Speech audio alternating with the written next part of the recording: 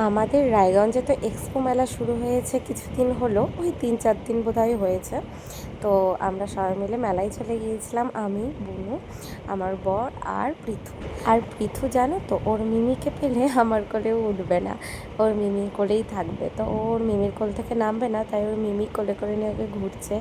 আর এই যে মেলায় ঢোকার যে রাস্তাটা, ওটা প্লেনের মতন করেছিল। তো এই যে দেখো, ওপর থেকে গোটা মেলাটা এখনও কিন্তু সম্পূর্ণ দোকান বসেনি, মানে সব দোকানপাট বসেনি। 3-4 দিন হয়েছে মেলাটা বসেছে, আস্তে আস্তে বসবে সব দোকানপাট। তো বনু এসেছিল জন্য বনুকে দেখাতে নিয়ে এলাম। আমরা পরে আবারও আসবো, যখন অনেক দোকানপাট বসবে তখন মেলাটা পুরো জমজমাট হবে, তখন আবার আসবো। আর এই দিকে দেখো বাচ্চাগুলো কি সুন্দর খেলছে, আমি দেখে তাই বলছিলাম যে পৃথু এরকম খেলবে। তো পৃথু তো এখন পারবে না খেলতে, ও একটু ছোটো আছে, আর একটু বড়ো হলে ও খেলতে পারবে। তো তারপরে মেলা টেলা ঘুরে আমরা নিয়ে নিয়েছিলাম মোমো 1 প্লেট। যেহেতু আমরা আজকে মাছভোগ করেছিলাম আর অনেকটা বেলা করে খাওয়া দাওয়া হয়েছিলো, পেটটা ভরা ভরাই ছিল, তাই ওই 1 প্লেট মোমো নিয়েই সবাই মিলে খেয়েছিলাম।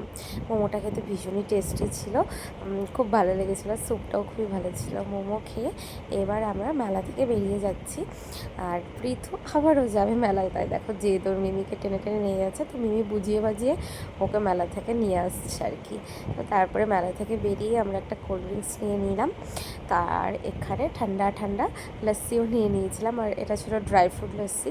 তো আমার বর বললো, আমার বর নাকি অফিসে এই দোকানটা থেকেই লস্যি খাই, তো দোকানটা দেখে বললো যে একবার টেস্ট করে দেখো, লস্যিটা খুব ভালো। আর এদিকে পৃথুও খাওয়ার জন্য দেখো কীরকম করছে। চলো টাটা।